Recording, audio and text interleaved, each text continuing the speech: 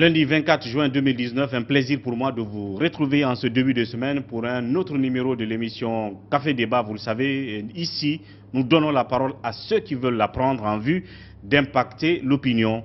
Et le débat, c'est toujours celui-là qui se passe en ce moment autour de la Constitution, qui divise. Et vous le savez, depuis qu'il a été posé, depuis qu'il s'impose, malgré que le président de la République dit observer ce débat qu'il veut libre de tous les niveaux, à tous les niveaux, désormais qui frise à de la violence, à de la restriction des libertés sur le terrain. Et vous le constatez bien entendu, différentes écoles de droit s'opposent autour de cette Constitution. Certains pensent que, bien entendu, il y a des raisons et des possibilités que le président prenne l'initiative de nous envoyer vers une constitution nouvelle, et d'autres pensent que non, il n'y en a aucune. Et au milieu de ces contradictions juridiques, il y a la population qui est dans la danse à travers des cérémonies, des meetings sur le terrain qui soutiennent ou non cette question de changement de constitution. C'est pour cela qu'aujourd'hui, pour une seconde fois, nous donnons la parole à un juriste universitaire. Il est donc constitutionnaliste et doctorant à l'université Cheikh Anta Diop de Dakar, M. Fahimba Mara, qui est le premier invité de cette émission Café Débat. Monsieur Mara, bienvenue une fois encore. Bonjour Monsieur Diallo, je crois que le plaisir est partagé.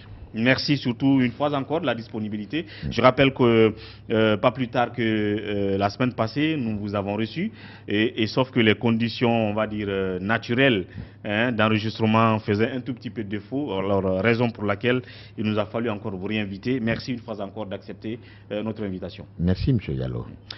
Et puis dans la deuxième partie de cette émission, comme je l'ai dit, les différentes tendances qui continuent à exprimer leur position autour de cette question de changement ou non de la Constitution, nous donnerons la parole justement à cette structure de la société civile qui s'appelle le Mouvement des jeunes visionnaires de Guinée, qui, eux, souhaitent effectivement que la Guinée soit dotée d'une nouvelle Constitution et appellent Alpha Condé à le faire avant la fin de son second mandat.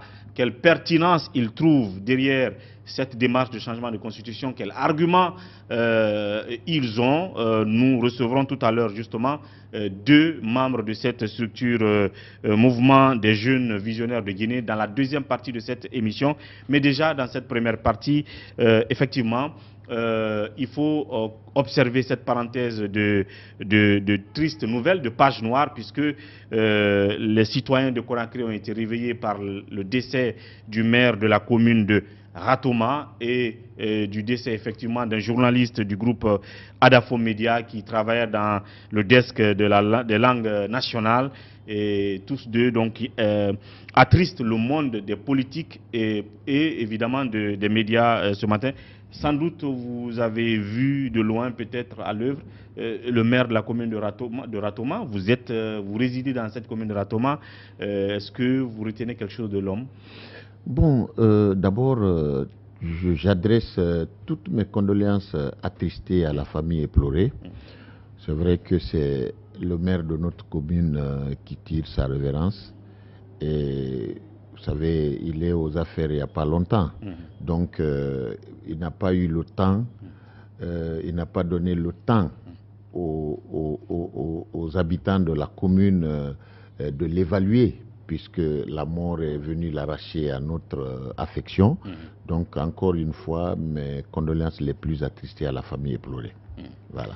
Et aussi, toujours est-il que vous, médias, vous êtes aussi attristés par la mort d'un de vos confrères de Adafo Média, et également à tous les médias de la Guinée, mes condoléances les plus attristées. Merci. Ouais. Voilà donc sur cette note de tristesse donc, que nous commençons cette émission, et nos condoléances les plus attristées, comme il l'a dit, à nos confrères de Adafo Média pour le décès de ce journaliste de langue de ce côté. Et évidemment, nos condoléances à toutes les populations de la commune de Ratoma, au parti UFDG, pour le décès du maire de Ratoma. Alors, venons donc à l'actualité. Je le disais, le débat continue autour de cette constitution. Vous êtes juriste, on avait entamé le débat la dernière fois. Une fois encore, nous revenons là-dessus. Aujourd'hui, quel regard vous portez sur ce débat? D'abord, la manière dont le débat il est posé, autour de cette constitution aujourd'hui et dans les médias et sur le terrain, et l'opportunité justement de cette initiative-là, derrière laquelle se trouve aujourd'hui le gouvernement guinéen et le parti au pouvoir, c'est-à-dire changer de constitution, doter la Guinée d'une nouvelle constitution. Merci, M. Diallo. Vous savez, je l'ai toujours dit, hein, toutes les fois que je suis invité dans les médias et sur les plateaux de télévision, surtout concernant, si vous voulez, cette actualité aujourd'hui qui anime la cité. Quand je parle de cité, je parle de toute la République de Guinée, malheureusement. Je l'ai dit aussi tantôt parce que on aime souvent détourner les esprits et les attentions des Guinéens, malheureusement, et les focaliser sur les problèmes de moindre importance.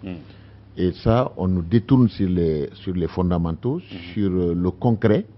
Et voilà, c'est-à-dire ça permet souvent aux décideurs qui ne tiennent pas forcément leur engagement, qui n'honorent pas leur engagement, les engagements électoraux. Et le plus souvent, pour gagner en temps, on essaie de nous c'est-à-dire avec cette attitude que nous appelons souvent dans les procès judiciaires le dilatoire. Le dilatoire, on vous occupe à vous, c'est-à-dire à autre chose, et on vous détourne vers l'essentiel. Je crois que ça a toujours été comme ça. Et je fais partie des juristes qui retiennent aujourd'hui que, naturellement, il n'y a pas de débat. Il n'y a pas de débat parce que le débat porte sur une vision. Sur une vision, nous savons aujourd'hui que c'est comment on appelle, c'est le RPG Arc-en-Ciel qui est au pouvoir, sous le leadership du président de la République, le professeur Alpha Condé. Alors, c'est le premier magistrat du pays, il est légitime pour lui, loyal et même loisible, qu'il ait des ambitions pour le pays, naturellement. Aujourd'hui, le droit lui reconnaît. Ce n'est pas, on ne peut pas lui dénier ce droit-là. Mais il faudrait bien qu'on mette la forme, naturellement. Aujourd'hui, moi, j'aurais préféré, et c'est là où nous attendons ce régime, naturellement, ou le gouvernement, que le président de la République, vraiment qui a le droit d'avoir des ambitions nobles pour notre pays, des ambitions de réforme pour le pays, parce que simplement, il est là pour ça, il est venu avec un projet de société, il est en train d'exécuter son projet de société et qui doit être évalué dans un proche avenir après 2 mandats, naturellement. Alors si, au-delà, le président de la République estime que il n'a pas pu il n'a pas pu régler certains, si vous voulez, certains détails, à cause du fait qu'il est tenu par le temps.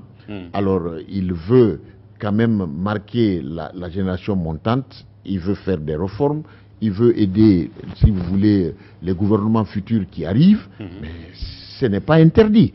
Mais il faudrait bien que le président de la République soit là, en train de dévoiler son modus vivendi, c'est-à-dire sa vision, quel programme, quelle réforme il ambitionne pour le peuple de Guinée, que les grandes lignes soient données et que les Guinéens aient l'occasion ou le temps nécessaire de parcourir, d'analyser et de voir la faisabilité, l'opportunité. Est-ce qu'on se reconnaît dans ces réformes-là?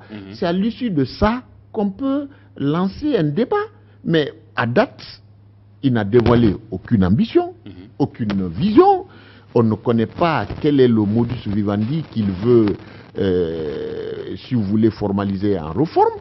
Donc, jusqu'à date, naturellement, il y a un flou qui ne dit pas son nom qui est entretenu autour de ça. Donc, pour nous, il n'y a pas de réforme. Il n'y a pas de débat, franchement. Alors, c'est vrai que nous sommes à un stade où il y a une sorte de mythe qui existe autour de cette constitution, parce qu'on ne connaît aucune commission qui est composée d'intellectuels de tel ou En tel tout cas, horizon d'experts. et d'experts Voilà, la pour matière, réfléchir sur la Constitution. Naturellement. Cette commission n'existe pas. Ouais. Et le mythe réside dans le fait que le parti au pouvoir fait la promotion de cette Constitution. Mais on ne sait pas qui est en train de faire mais la de Constitution. quelle Constitution? Effectivement, on Voilà. ne sait pas où est-ce qu'elle se trouve cette Constitution. Naturellement. Et c'est qui justement aussi fait naître une crainte chez ceux-là qui s'opposent à l'initiative, Ouais. en tenant compte du contexte. Le président est en fin de second mandat, et en tenant compte des velléités pour les proches de l'homme de le faire maintenir au pouvoir. Donc, est-ce que tout ça ne pose pas problème? Et c'est là où vous parlez de problème de forme, parce que le président, dans la forme, s'il voulait que cette initiative soit transparente, il devait s'adresser à la nation. Vous pensez qu'il devrait s'adresser à la nation, dire je veux une nouvelle constitution et voilà ce que je veux mettre dans cette nouvelle constitution. Ça, c'est la forme. Tout à fait. Maintenant, en parlant des conditions pour doter le pays maintenant de cette constitution, même s'il déclarait officiellement son ambition, la forme qu'il veut donner à cette ambition, mais est-ce que juridiquement, il y a des possibilités que lui, il soit à l'origine d'une nouvelle constitution dont on doit doter le pays, alors que d'autres pensent qu'on ne peut pas, supprimer la constitution du 7 mai 2010 par une autre, parce qu'aucune procédure juridique ne le prévoit. Qu'est-ce que vous pensez de ces deux aspects? Je crois que je l'ai dit que en pareil cas, ou si vous voulez, par rapport à l'actualité, ou par rapport à la circonstance que nous traversons, je l'ai dit, juridiquement, le président de la République a le droit. Il a la légitimité aujourd'hui d'entreprendre les réformes pour le peuple de Guinée. Ça, c'est clair. Maintenant, si le président de la République a le droit d'entreprendre des réformes pour la République de Guinée, il faudrait bien, comme je l'ai dit tantôt, que cette réforme-là soit dévoilée par lui. Il doit dire au peuple de Guinée, puisque tout de même, tout ce qu'il ambitionne aujourd'hui, ce n'est pas pour lui, mais c'est pour toute la nation guinéenne. Et puisqu'il est le premier magistrat, aujourd'hui, il porte un mandat du peuple de Guinée qui lui a responsabilisé, qui lui a fait confiance et qui lui a donné l'opportunité d'exécuter son projet de société qu'il a présenté aux Guinéens et qu'il a fait élire, naturellement. Alors, au-delà de ça, maintenant, si le président de la République se trouve dans cette position-là, effectivement, dans la plus grande transparence, dans le plus grand formalisme, le président de la République, par respect au peuple de Guinée, doit éviter que ce climat délétère que le pays connaît aujourd'hui entre opposition et gouvernement. Il doit dévoiler ce projet, ses ambitions. Il doit casser cet élan pour sortir de l'ornière, monter au créneau, dévoiler au peuple de Guinée ce qu'il ambitionne pour le peuple de Guinée. Et ça, nous le savons tous, il ne l'a pas encore fait. Il ne l'a pas fait, et ça, c'est regrettable, et ça fait aujourd'hui que le peuple frise la crise, l'instabilité, c'est-à-dire on n'est pas attelé à l'essentiel. Aujourd'hui, on a besoin de développement, on serait en train d'inaugurer aujourd'hui des infrastructures d'envergure, une route comme ailleurs, les autoroutes, les routes 4x4, les ponts, ou en tout cas des centrales électriques qui peuvent redonner l'espoir au peuple de Guinée pour dire voilà, dans 3, 4, 5, 6 mois, on aura de l'électricité 24 heures sur 24 heures. Mais c'est pas le cas. On est d'accord que le président peine à dévoiler ses ambitions constitutionnelles. Tout à fait. Pour être clair sur ce projet-là. Même si ce projet, certains pensent que, au vu du droit, il ne peut pas aussi passer. Et c'est ce deuxième niveau d'analyse que j'attends maintenant de vous. Oui, il ne l'a pas encore dévoilé, mais le projet en lui-même, est-ce que vous pensez que c'est réalisable, qu'on peut changer de constitution, ou est-ce que les conditions dans lesquelles on peut justement changer une constitution par une autre ne sont pas réunies dans notre pays, et si ces conditions existent, quelles sont ces conditions-là? Voilà, parce qu'aujourd'hui, peut-être les gens pensent que l'adoption ou l'élaboration d'une nouvelle constitution n'existe pas. Or, c'est vrai, aujourd'hui, nous sommes devant deux alternatives.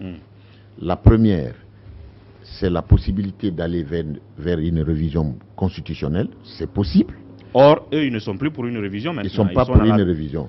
Alors, la deuxième alternative, c'est aller vers l'élaboration d'une nouvelle constitution. Tout ça en termes de projet, en termes d'initiative. C'est possible. Mais avec des conditions juridiques préalables qu'il faut régler. Pour le changement de constitution, pour le changement, quelles sont les conditions préalables? Nous savons aujourd'hui que si le président de la République décide d'aller vers l'élaboration d'une nouvelle constitution, ça veut dire que le président de la République a des préoccupations. Mais des préoccupations qui se formalisent ou qui se symbolisent par cette réforme-là. Mais ces préoccupations-là ne peuvent pas avoir leur base juridique dans la Constitution de 2010. À partir du moment qu'il décide de changer cette Constitution, c'est qu'on n'a plus le droit de revenir sur cette Constitution pour dire que nous allons chercher la base juridique, c'est-à-dire de l'élaboration d'une nouvelle Constitution. Non, c'est bien possible. Il peut ambitionner. Il peut aller vers l'élaboration. Où trouver cette base juridique-là? Voilà. Maintenant, s'il a le pouvoir, il a le pouvoir de prendre l'initiative ou d'avoir l'initiative, naturellement, c'est que pour le moment, il n'est pas autorisé à le faire. Pour qu'il soit autorisé à le faire, il faut qu'il bénéficie de ce qu'on appelle l'autorisation, l'habilitation du peuple de Guinée. Et l'habilitation du peuple de Guinée aujourd'hui, c'est quoi? Alors, comme on a vu dans les démocraties, les plus avancées, c'est que ne pensons pas que nous sommes, c'est-à-dire la Guinée est une planète sur Terre. Il n'en est pas question. Ce sont des réalités qui se sont produites ailleurs. Donc ça fait jurisprudence ailleurs. Alors si aujourd'hui nous nous retrouvons dans cette situation, mais pourquoi pas copier, c'est-à-dire à l'universel, ce qui a fait tache d'huile dans le monde. Bien. Il y en a eu dans d'autres pays. C'est qu'aujourd'hui, le président de la République, si tel est le cas, doit revenir vers les représentants du peuple ou vers le peuple de Guinée pour demander au peuple de Guinée de l'autoriser, mais après qu'il ait dévoilé le contenu de sa réforme. C'est-à-dire après avoir dévoilé le contenu de sa réforme, si c'est une réforme digeste, le peuple va apprécier. À travers qui le peuple doit pouvoir donner cette autorisation? Vous voulez parler de l'Assemblée nationale? Mais naturellement, dans les conditions normales. C'est pourquoi, juridiquement, c'est tellement compliqué que si quelqu'un qui sait aujourd'hui que l'Assemblée nationale, qui dans les conditions normales, et c'est ce qui s'est passé dans les autres pays, en pareil cas, c'est l'Assemblée nationale qui doit voter une loi d'habilitation qu'on appelle la pré-constitution, qui met fin à l'ancienne et qui annonce la nouvelle. Alors maintenant, cette loi-là, qu'on appelle la pré-constitution, doit être adoptée par l'Assemblée. Dans les autres pays, c'est comme ça que ça s'est passé. Mais là où le bas blesse aujourd'hui, chez nous, est-ce que les autres acteurs de la scène politique vont accepter de s'engager dans cette logique-là? D'autant plus que cette Assemblée dont on parle aujourd'hui, dont le mandat est caduc, ne peut plus se permettre de prendre une décision aussi importante pour la nation, naturellement. Voilà. Et donc, en conclusion, qu'est-ce qu'on peut dire? Parce qu'il y a d'autres juristes, il y a d'autres écoles de droit dont les adeptes pensent que il faut qu'il y ait des situations, il faut qu'il y ait des situations de coup d'État, par exemple, pour qu'on ait une nouvelle constitution, qu'il y ait des drames. Non, moi je ne partage pas ça. Pour que si le président veut ça, qu'il mette la forme. D'abord qu'il fasse dissoudre toutes les institutions de la République, y compris celle à laquelle il appartient. Non, ce n'est pas la voie.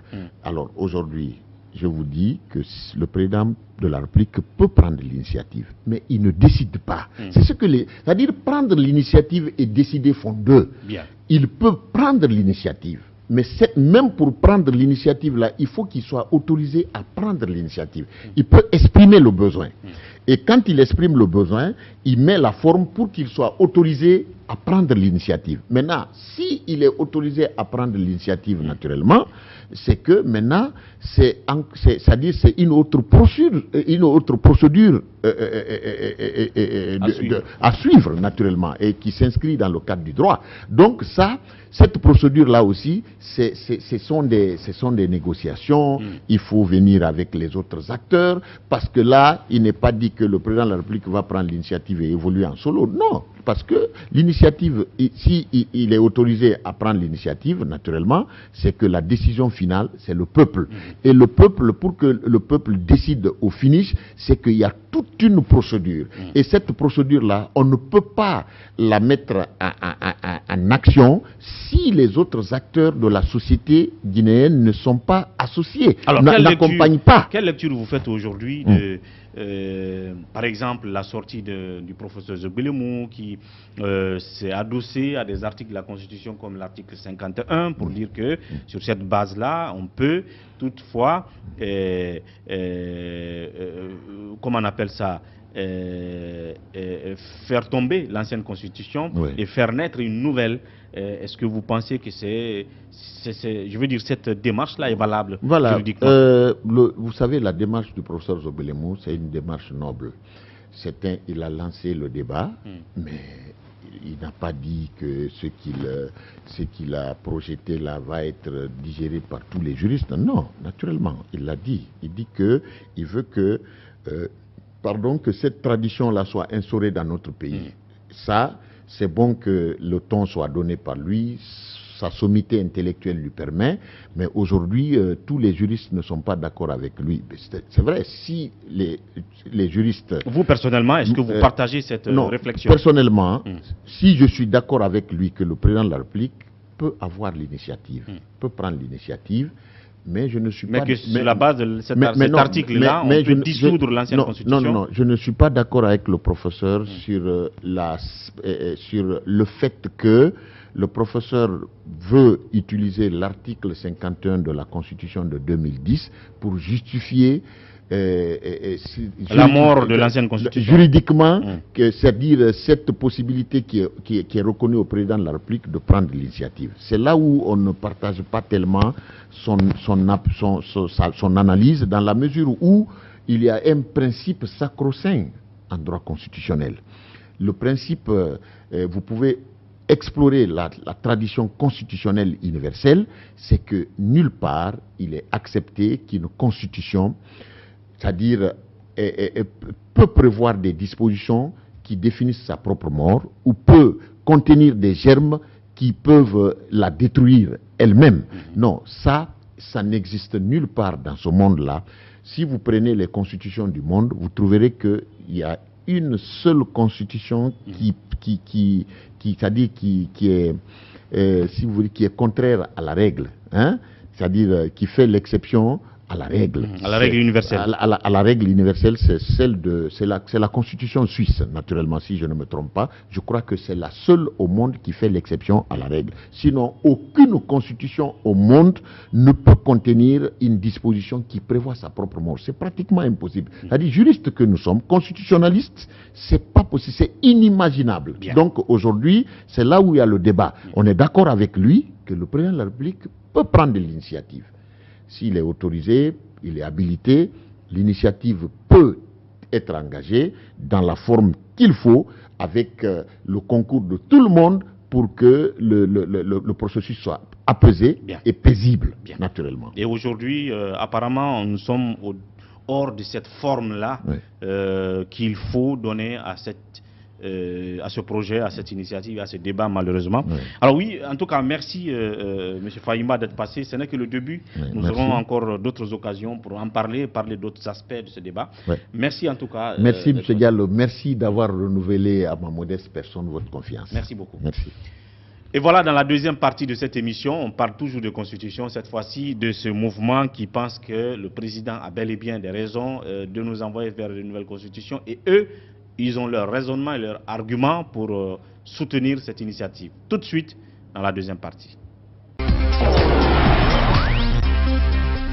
Merci donc de nous retrouver dans cette deuxième partie de Café Débat. Comme je les ai annoncé tout à l'heure, le mouvement des jeunes visionnaires de Guinée qui souhaitent un changement de constitution pour la Guinée. Effectivement, ils ont leurs arguments, leurs raisons pour cela, et ils sont déjà sur ce plateau. On leur donne la parole, puisqu'ici, et comme je l'ai dit, nous donnons la parole à ceux qui veulent la prendre en vue d'impacter l'opinion.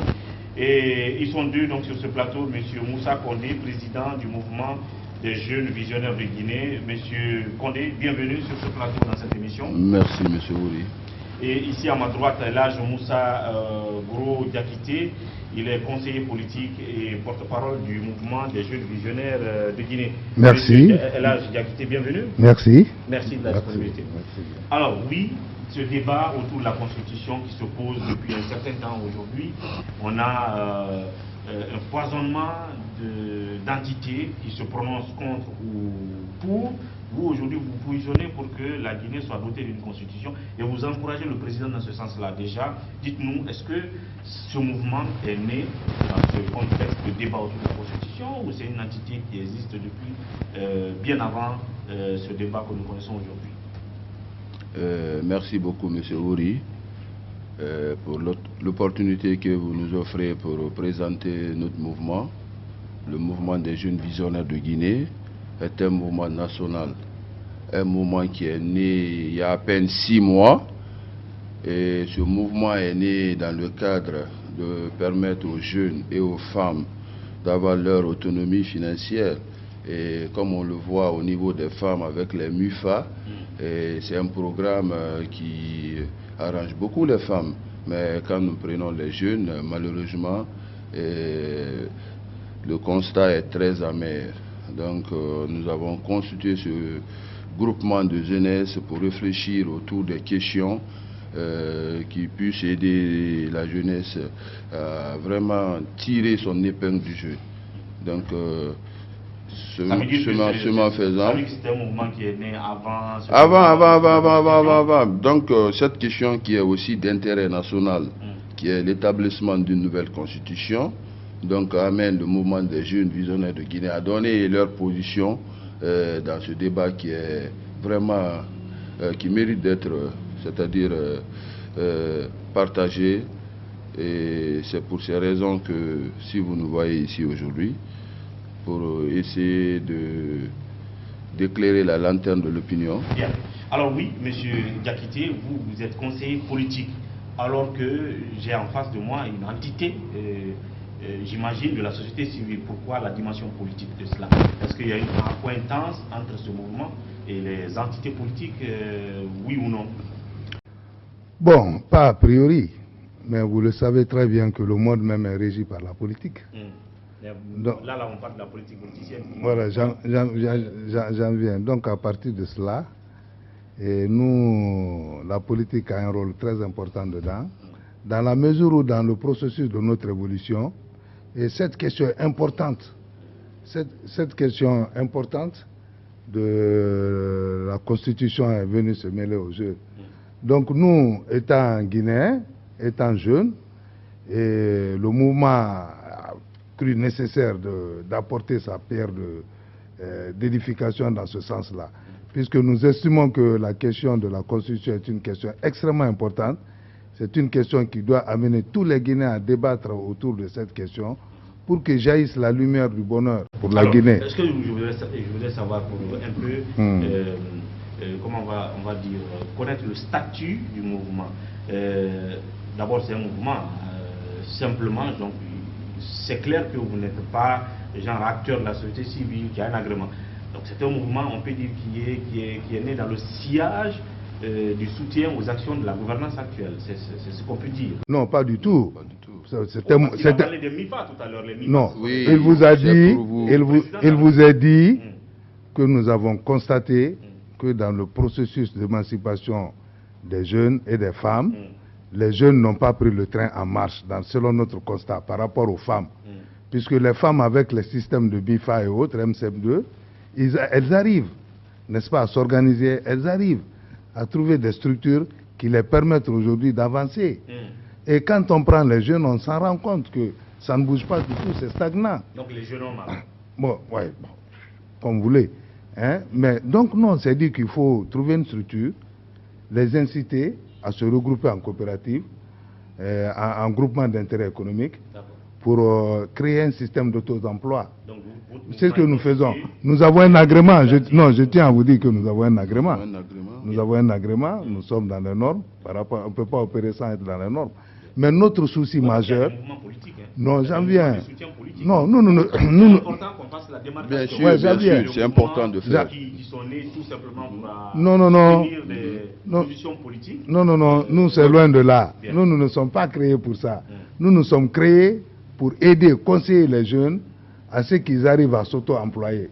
Parce qu'on s'est rendu compte qu'en fait, ce n'est pas le fait qu'ils n'ont pas le courage de travailler, mais c'est le manque d'initiative, le manque de financement. Non, le financement, tu ne peux pas l'avoir quand tu n'as pas un projet, quand tu n'es pas regroupé en coopérative. C'est ce que nous essayons de faire. Maintenant que la question de la constitution s'est apportée dans le jeu, étant des jeunes, étant guinéens, nous estimons que c'est un droit absolu pour nous d'apporter notre contribution au débat de cette constitution-là. C'est pour cela que je vais demander à M. Condé, le président de ce mouvement, du terrain de l'entrepreneuriat jeune, vous êtes activé aujourd'hui sur le débat autour de la constitution. Comment ça s'explique? Bon, cela s'explique parce que nous estimons que le président de la République arrive à la fin de son mandat, qu'il doit accomplir cette mission avant un nouveau mandat, quel que soit celui qui arrivera au poste de président de la République. Et nous estimons que cette constitution a suffisamment été mise à l'épreuve, que nous avons suffisamment constaté cet art de reprendre un nouveau mandat présidentiel avec les mêmes dispositions. Donc c'est pour toutes ces raisons qui nous amènent à dire qu'il faut que la jeunesse s'organise. Non seulement, comme l'a si bien dit le conseiller politique, c'est-à-dire la politique qui est là, c'est la politique en faveur des jeunes. Puisque cette fois, nous estimons que l'occasion nous est donnée pour que les jeunes puissent s'exprimer sur leur avenir, pour leur devenir. Donc sur ce, il faut que les jeunes soient d'abord non seulement organisés en structure de mouvement de jeunesse, comme nous avons commencé, et qu'ils soient sensibilisés, et que nous puissions leur apporter des instruments nécessaires, pourvu qu'ils puissent s'émanciper et participer de façon active au développement de la Guinée. Et en parlant du débat autour de la Constitution, vous avez mis en veilleuse vos objectifs liés à l'entrepreneuriat, à l'incitation des jeunes, à des initiatives tout simplement. Vous êtes dans le débat lié au changement de constitution et vous optez pour qu'on change de constitution, mais quels sont vos arguments? Est-ce que vous, aujourd'hui, vous êtes d'accord avec ceux qui sont dans la société civile et qui aujourd'hui pensent qu'il faut changer de constitution parce que, tout comme aussi le parti au pouvoir qui estime qu'il faut changer de constitution en donnant leurs raisons. Vous, quelles sont vos raisons à vous? Ou est-ce que vous vous alignez sur les mêmes raisons que le RPG, qui à certains endroits, même sans donner de raison, dit tout simplement parce que le président le mérite, il faut qu'on change de constitution. Alors vous, quels sont vos arguments en venant sur ce débat autour de la constitution et en voulant qu'on change de constitution? Qu'est-ce que vous reprochez à l'ancienne constitution? Et d'abord, je vais vous dire que c'était une constitution de transition. Bien que cette constitution soit valable et légale, c'est une constitution qui n'est pas légitime. C'est une constitution qui a été faite dans des conditions que nous n'allons pas revenir dans tout ça ici.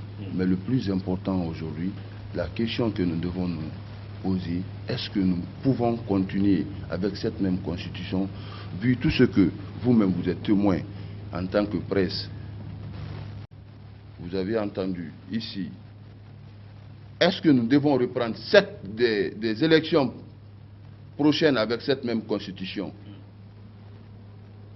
Malgré tout ce que nous avons eu à citer comme tard, comme insuffisance, comme incohérence.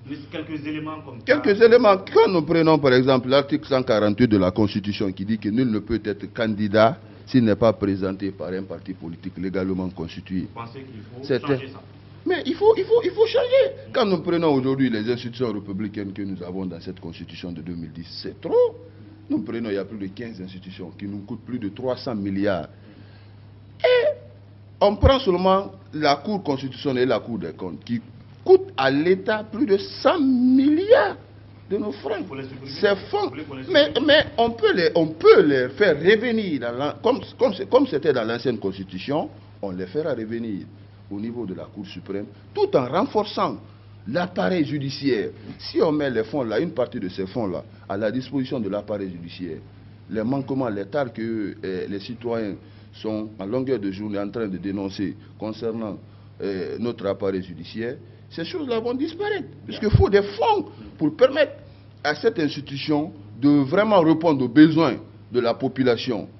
Donc, voyant tout ça là, si on prend par exemple au niveau, c'est-à-dire de ces institutions également, on prend le changement que nous préconisons concernant la Cour constitutionnelle, si on ramène la Cour constitutionnelle au niveau de la Cour suprême, les procédures de validation des élections vont changer.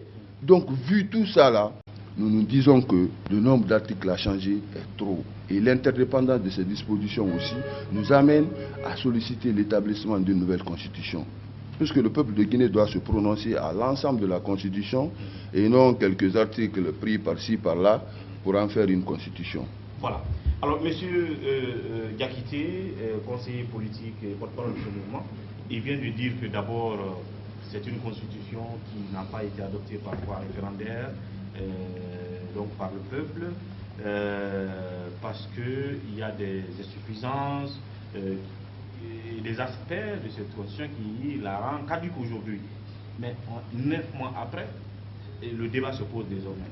Pourquoi l'opportunité ne s'est pas présentée pour vous depuis 2011, depuis le lendemain de l'arrivée d'un nouveau chef d'État, pour poser ce débat, pour l'interpeller face à cette nécessité?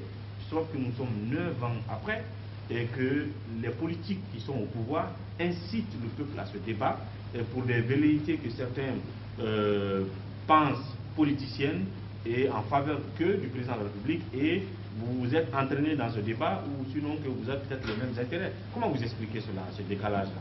De 2011 à 2009, le débat ne s'est pas posé de la légitimité de cette constitution jusqu'à maintenant aujourd'hui. Merci. Le débat s'était posé. La question avait été évoquée. Je vous en prie.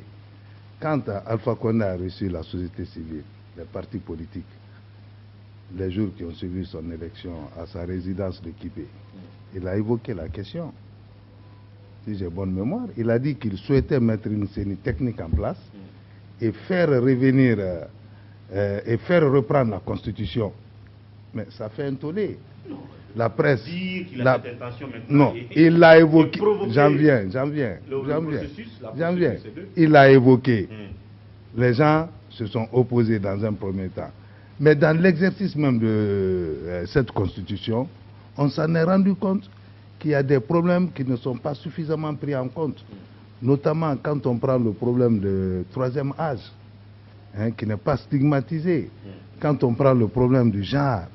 Quand on prend le problème de la répartition des ressources du pays. Il faut qu'on en discute. Nous sommes même allés très loin. Nous sommes allés même faire des propositions nouvelles par rapport au président de la République. Nous souhaitons qu'il y ait un président élu avec son vice-président pour éviter l'incertitude dans la gestion du pouvoir. Nous souhaitons qu'un Premier ministre soit responsable devant, par exemple, l'Assemblée nationale. Ça, c'est des nouvelles questions qui rentrent dans notre proposition dans le cadre de cette constitution-là. Et vous savez que cette constitution-là a été élaborée par un comité de transition à l'époque où tout le monde était préoccupé. Un comité de transition inclusif, dans laquelle il y avait la représentation du... Elle n'était pas inclusive. Elle n'était pas inclusive. Elle n'était pas inclusive. Elle n'était pas, s'il vous plaît. Je vous dis que... Dans le Conseil économique et social, il y avait des religieux, il y avait des enseignants, il y avait des juristes, il y avait des sociologues, il y avait des partis politiques, il y avait des gens ont été pris. Il y avait les représentants de la diaspora. Les représentants de la diaspora, il y avait tout le monde. Non, le diaspora guinéen n'a jamais été pris en compte. Ça d'ailleurs, ça fait partie de nos préoccupations. Je dis, ça fait partie de nos préoccupations parce que nous souhaitons que le diaspora soit représenté à l'Assemblée nationale. Ça fait partie de notre proposition. Le CNT était un comité de transition qui avait pour rôle de mettre des bases juridiques permettant l'élection d'un président démocratiquement élu qui devra à son tour donner une nouvelle constitution libre et légitime à la Guinée. Mais il n'y a pas un délai limite. La loi ne parle pas d'un délai limite pour proposer une constitution ou changer une constitution. J'en viens. Il n'y a pas de délai, mais vous ne pensez pas que le contexte là est questionnable? Quel est le contexte? Quel est le contexte? Quel est le contexte? Pas des politiciens. Monsieur, je vous demande quel est le contexte? Mais je vous dis le contexte. Le contexte. Vous n'êtes pas politicien, on est d'accord. Le contexte, je vous demande. Le contexte. On est d'accord. Vous n'êtes pas politicien, on est d'accord. Le contexte. Vous êtes des acteurs de la société civile. Le contexte. Le contexte qui ferait que la constitution... Non, mais vous Pas de parti politique. Oui, bien sûr. On n'est pas dans un parti politique. Oui. Le contexte, c'est quoi? C'est que ce n'est pas vous qui posez le problème. Je veux dire, les acteurs indépendants que vous êtes, acteurs de la société civile, ce n'est pas eux qui ont posé le débat. C'est d'abord le parti au pouvoir qui pose le débat de dire il faut qu'on aille vers une constitution. Ça, c'est un. Deuxièmement, il se trouve qu'on est en fin de second mandat de ce président de la République. D'accord? À qui on prête l'intention de se maintenir après 2020. C'est là où on parle de contexte, ce qui donc suscite en certains un doute de dire que le président profite pour changer la constitution afin de se maintenir. C'est pour ça que je parle de contexte. Pour vous, le contexte n'est pas questionnable. Le président a raison de le poser maintenant. Qu'est-ce que c'est le référendum? Puisqu'il est connu qu'il n'y aura jamais d'opinion globalement acceptée. C'est cette contradiction-là qui doit amener les gens à descendre sur terre, à participer dans les débats, à envoyer des propositions nouvelles pour la Constitution. Parce que le référendum, il est légal. J'en viens. Il est légal, il est constitutionnel. Il n'y a aucun texte juridique dans notre pays qui indique un temps précis à un chef d'État pour faire un changement constitutionnel, même une révision constitutionnelle. Ça n'existe pas. Donc, vouloir dire même qu'on ne peut pas proposer de telles idées est dictatorial. J'en viens.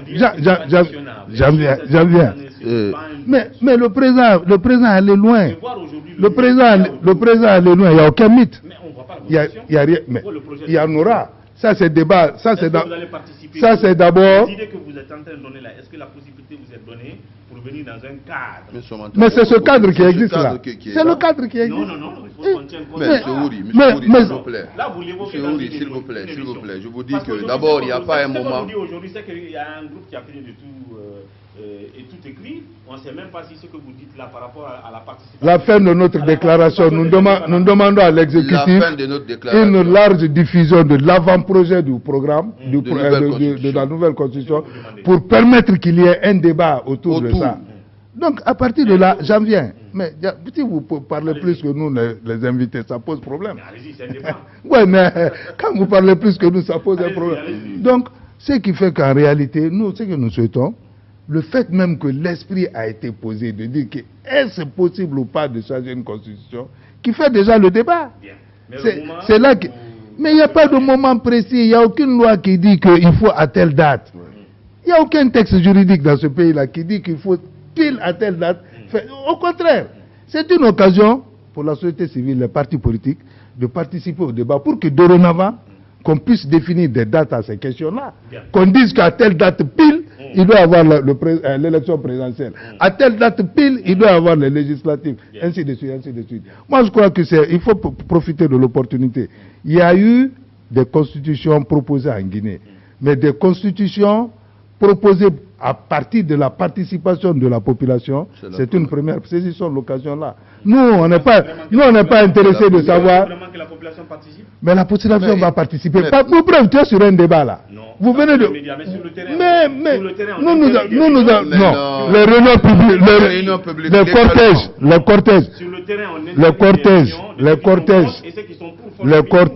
cortèges sont interdits. Les réunions dans les sièges des partis, les réunions dans les cours fermés, ça ne pose aucun problème. Il a été dit, bon, ça je ne suis pas au courant de ça, mais il a été dit que c'est les manifestations publiques dans la rue qui sont interdites.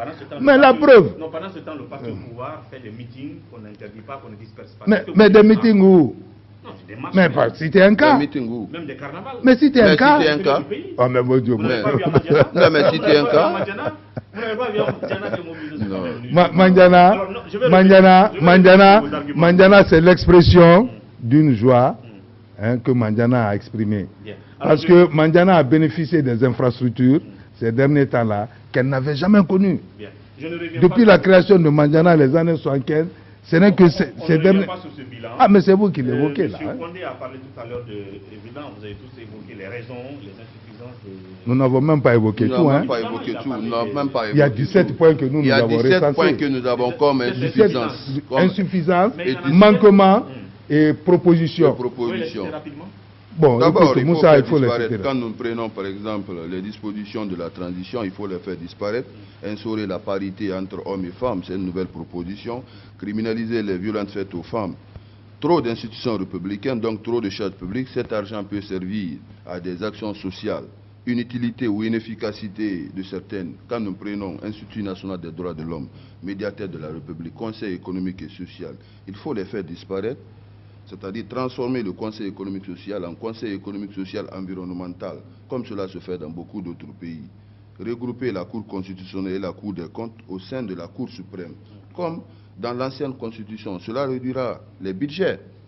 Et aussi, également, ne pas oublier que l'absence de la promotion de troisième génération des droits humains, droit à l'égalité des peuples, droit à la disposition des ressources naturelles, droit à un environnement satisfaisant, droit de solidarité, il faut les faire intégrer dans cette nouvelle constitution en vue et rendre irréversible l'abolition de la peine de mort. Et aussi, également, quand nous prenons le poste de vice-président créé avec ticket commun lors de l'élection présidentielle pour éviter l'incertitude de la succession en cas de vacance de pouvoir, précision sur le poste de Premier ministre responsable devant le Parlement, également durée du mandat pour permettre au président de travailler sur la durée, instaurer les assemblées locales, conseils municipaux avec de vrais pouvoirs de décision, comme passer des marchés publics. Voici ces quelques éléments que nous avons comme, c'est-à-dire, non seulement nouveauté à apporter, la panafricanité. Mais la panafricanité également, c'est de la une Guinée nouvelle n'est pas proposition. Non, ça a toujours existé, mais ce n'est pas stigmatisé dans Ouais. la constitution actuelle. Et la revenez panafricanité aussi de la au moment Guinée. que vous parlez là. Il Il n'y a pas un moment idéal pour changer J'ai la constitution en face de moi là. Hein. Le meilleur moment, c'est maintenant. Bien. Pourquoi pas maintenant? Alors maintenant, C'est pourquoi- cette question qu'on doit se poser. Alors, Pourquoi pas maintenant? alors, pourquoi on ne s'est pas dit, pourquoi pas une révision tout simplement pour ça?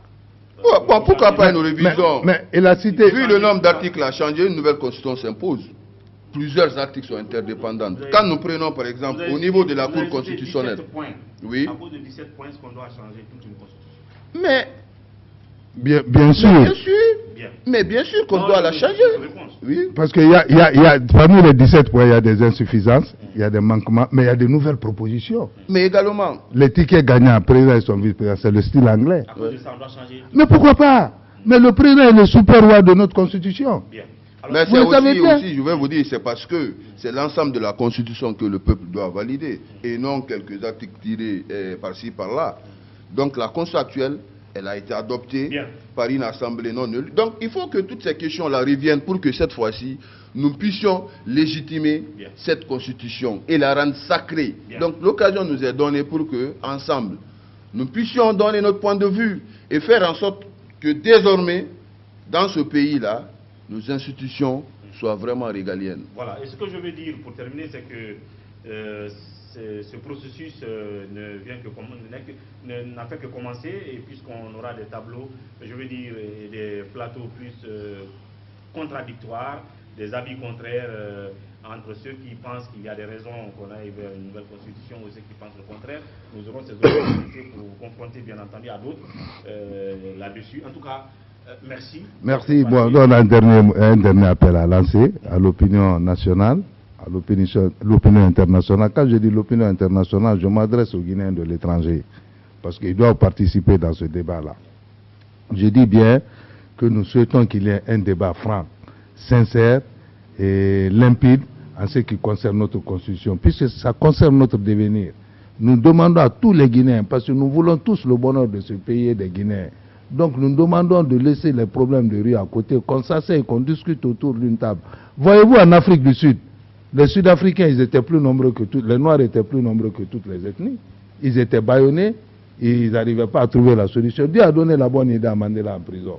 Dis-donc, nous sommes les plus nombreux. Faisons la paix, aux élections on va toujours gagner. Parce que la démocratie, c'est le pouvoir de la majorité. Bien. Faisons en sorte que nous allons voter contradictoirement. Ceux qui sont pour non, ils n'ont qu'à se battre qu'ils soient majoritaires. Nous allons accepter leur non.